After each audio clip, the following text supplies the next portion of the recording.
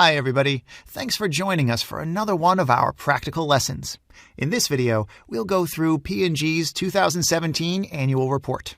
Specifically, we'll be interested in seeing the way company's assets are represented in its balance sheet. Let's make a quick search for the firm's consolidated balance sheet.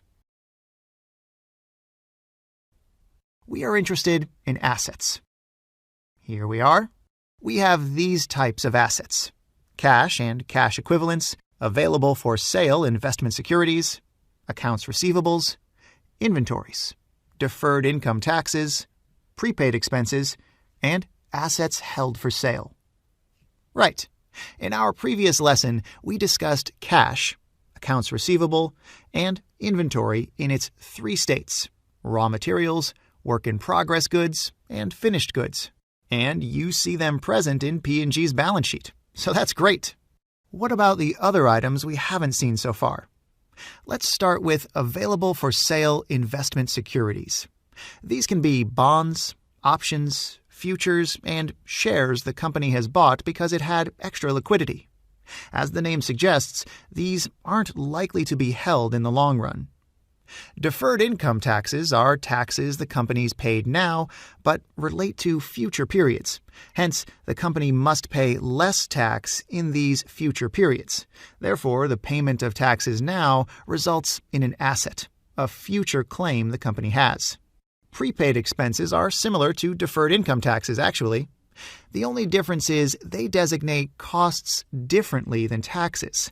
For example, if a company rents a real estate property and pays its rent for an entire year in advance, it can register prepaid expenses as an asset on its balance sheet because it has a claim it can make in the future. The asset has been prepaid for the entire year. Therefore, the company has the right to use it. And finally, we have assets held for sale.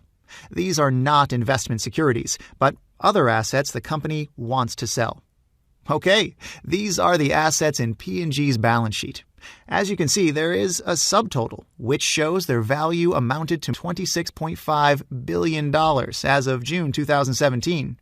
P&G's non-current assets comprise property, plant, and equipment, goodwill, trademarks and other intangible assets, and other non-current assets.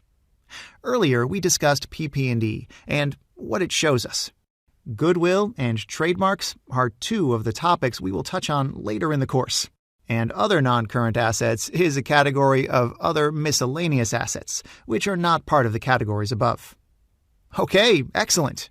What if we wanted to go a step further and dig into what's contained in property, plant, and equipment, for example?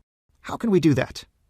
Well, the important thing to remember is that companies provide notes to their financial statements where they describe each generic category, such as the one PP&E is made of. Let's search for property, plant, and equipment in this PDF file. Okay, here's what we have. Buildings for $7 billion.